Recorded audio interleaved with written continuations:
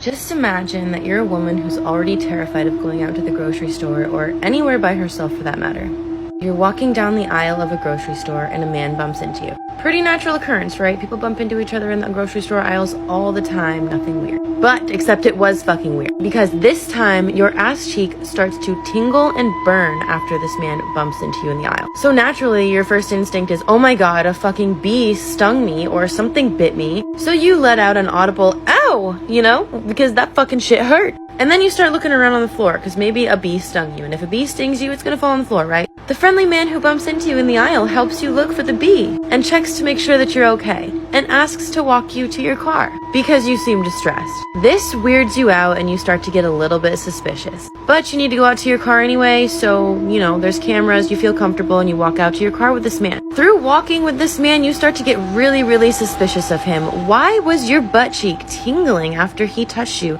Where was the bee? There was no bee, so what was that? So you start to think of all other possibilities, you know? So you're like, did he like accidentally burn me with something? So you ask him in the parking lot, hey, did you accidentally burn me with a cigarette butt on my butt in the store? Oh no, I would never do that. No, never. Oh, well, it's just really weird because after you bumped into me, you know, like, my butt cheek just really, really hurts. It's like stinging, it's on fire. Oh yeah, it kind of felt like a bee sting, didn't it? And you just look at him. This is a real story. This shit actually happened. This woman's name is Katie Peters, and the man's name is Thomas Byron Stepman.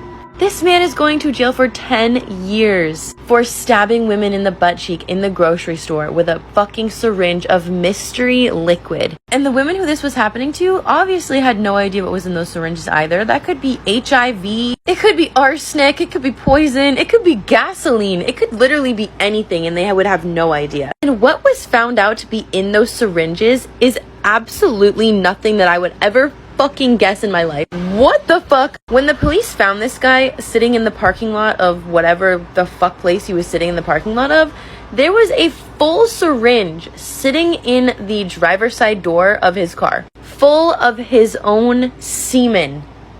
Bitch, what? You're telling me that as a woman, I now have to worry about a man stabbing me with his own semen while I'm just trying to live my life at the grocery store?